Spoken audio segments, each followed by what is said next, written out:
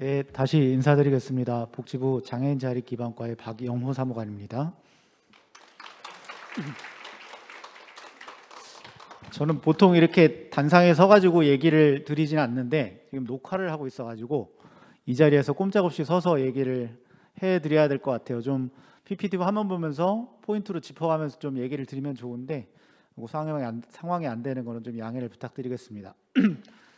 내년도에 주로 개정할 사항을 지금 화면에 띄워드렸는데요. 고친 게 거의 없습니다. 네, 지금 돈값 외에 한두 개 정도 살짝 고친 거고요. 돈값은 말 그대로 내년도 최저임금 9,620원을 반영을 해서 현재와 동일한 기준으로 금액을 올린 겁니다. 지금 일반형 일자리 전일제 같은 경우에는 201만 원, 그리고 시간제 같은 경우는 109만 원인데 글씨가 너무 작아가지고 제가 안 보이네요. 네. 어쨌든 그래서 지금 그 전일제 일반형 기준으로 얘기를 드리면은 그 월간 소정 근로 시간이 209시간이고 209시간 곱하기 9,620원 하면은 이 금액이 나옵니다. 209시간이라는 거는 이제 근로기준법에서 정한 사항인데 12월이 단축 근무를 하는 거는 조금 사정이 좀 복잡한 사정이 있는데요.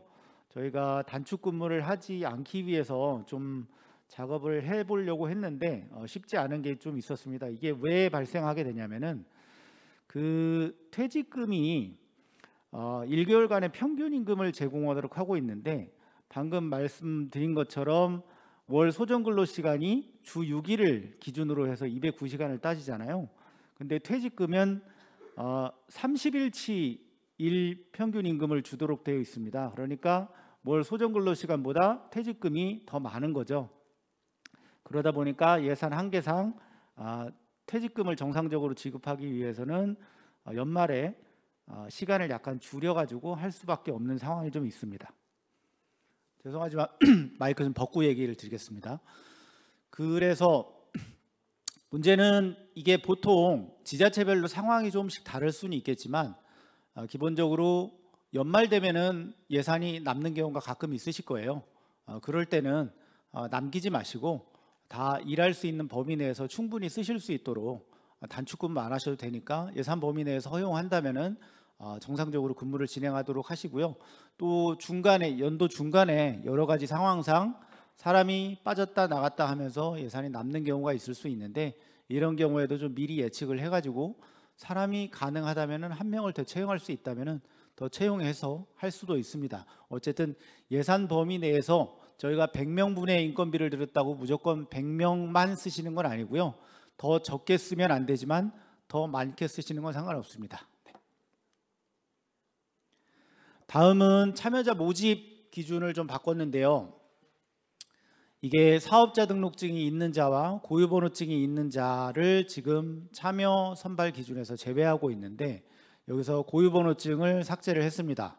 아마 그 시각장애인 안마사 파견 사업 하시는 지자체에서는 민원들이 좀 있었을 텐데 내년부터는 고유번호증이 있는 자는 삭제하도록 했습니다.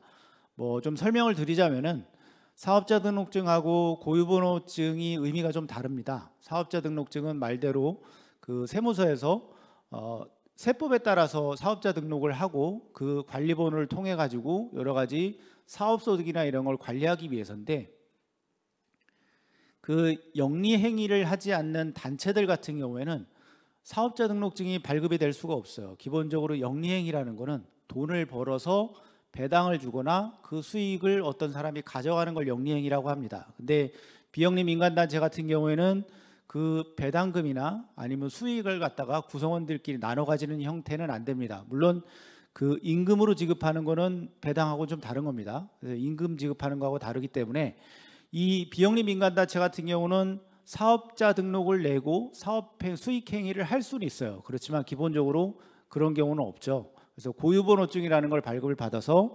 세무서에서 과세를 적용할 때 아니면은 어떤 그 세무 행정상 편리를 위해서 고유번호증을 발급을 하고 있는데 이 고유번호증은 사업자 등록증하고 유사한 형태를 가지지만 완전히 다른 겁니다. 그래서 어쨌든 고유번호증이 있는지 여부가 소득이 있는지 여부하고는 연관이 전혀 없기 때문에 내년부터는 고유번호증이 있는 자는 뺐습니다.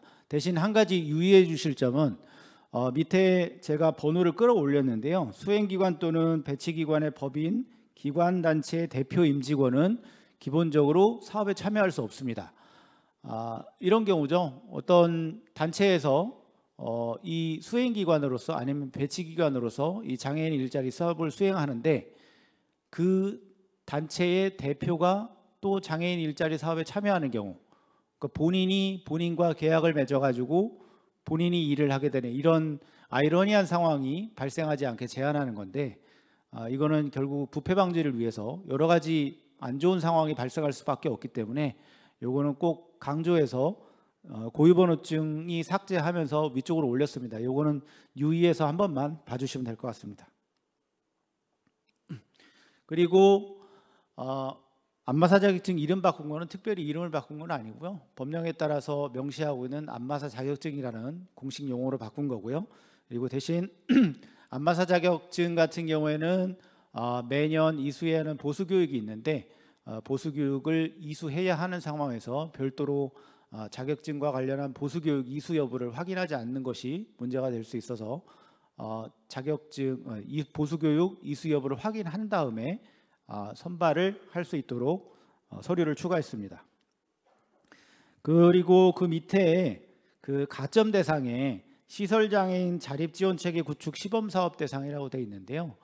지금 저희 부에서 탈시설장애인 시범사업을 진행하고 있는데 이 탈시설 시범사업 대상자로 탈시설을 해서 지역사회에 자립을 추진하고 있는 분들이 장애인 일자리 사업을 신청했을 때 가점을 제공하는 겁니다. 뒤에 양식에서 설명드리겠지만 가점은 10점이고요. 뒤에서 어차피 나올 거지만 연관해서 설명을 드리면은 이번에 배점표를 조금 수정을 했는데요. 배점표를 수정한 대표적인 게 일단 기본적으로 그 장애 여부 그리고 참여 이력 여부에 중점을 두고 그 외에 소득이나 아니면 다른 인구학적 특성에 따른 그 기초생활수급자나 차상위 계층 여성가정에 대한 배점 기준을 좀 낮췄습니다. 그래서 장애인이고 특히 중증 장애인이고 참여 이력이 없는 분들이 더 많이 참여할 수 있도록 배점 기준표를 좀 바꿨습니다. 그거와 연결되는 건데요. 그러면서 탈시설 장애인들이 신청을 했을 때 가점을 받아가지고 들어오실 수 있도록 조치를 취한 건데, 물론 탈시설 장애인분들이 아마 지금 현재로선 그렇게 많지가 않습니다. 지역별로 진행하는 데 있어서 십수명 수준이라서 아직까지는 큰 영향을 많이 미치지는 않을 거고요. 이게 연도 중간에 시설에서 나오시는 분들이 꽤 많을 텐데 그분들이 나오면은 뭐 물론 저희가 다음 달에 이 대상 장애인들을 모집을 해야 되기 때문에 시점이 안 맞으면은 그분들이 들어올 수 없긴 한데 좀 염두에 두시고 자리가 있다면은 충분히 신청을 안내해가지고 받을 수 있도록 탈시설 관련해가지고 업무 추진하는 곳과 좀 협조하셔가지고 진행해 주시기 바랍니다. 대기자 관리는 뭐 일반적으로 시스템에 등록해서 관리해야 된다는 내용이고요. 그리고 공가와 관련해서 체육대회가 기존에 뭐 위 행사만 위 열거된 대회만 공가가 인정된다라는 부분이 있는데 이건 조금 넓혀서 국가나 지자체, 대한장애인 체육회 같이 공식적인 체육 행사는 확인이 된다면은 공가로 다 인정하다는 내용으로 수정을 한 내용입니다. 그리고 근무 상황 관리는 혹석이나 혹한기에 시간 조정해서 하실 수 있도록 한 거고요. 그리고 맨 밑에 예산 편성 및 집행도 결국 똑같습니다. 앞에 임금하고 동일한 내용이고요.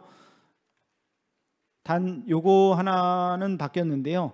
그 다른 유형 같은 경우에는 운영비가 안 바뀌었는데 일반형 일자리는 22만 4,730원으로 조금 인상이 됐습니다. 그 외에는 거의 다 돈값입니다.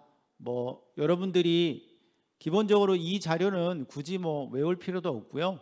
그 지금 오늘 사업 설명회 끝나고 요거를 수정을 약간 해서 기본적으로 주요사항 안내라는 이름으로 해가지고 여러분들에게 공문으로 시행을 하도록 하겠습니다. 그 공문 받아보시면은 다음 달에 준비하셔가지고 대상자 선발하시고 1월 1일부터 즉시 장애인 일자리가 시행될 수 있도록 준비 좀 부탁드리겠습니다.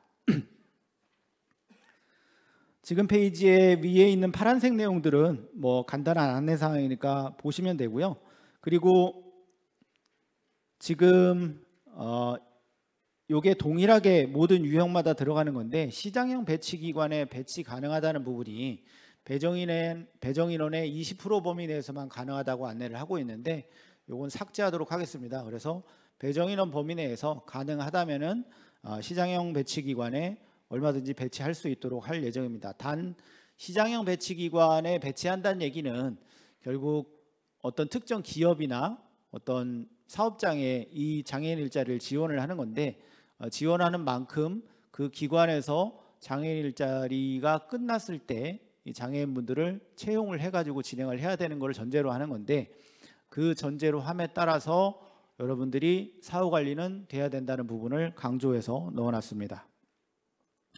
여기서부터는 그리고 일자리 유형별 사업 운영은 다 돈값 바뀐 겁니다. 앞에 연관돼서 돈값 바뀐 게 연결되는 거니까 이거 참고해서 진행해 주시면 되고요.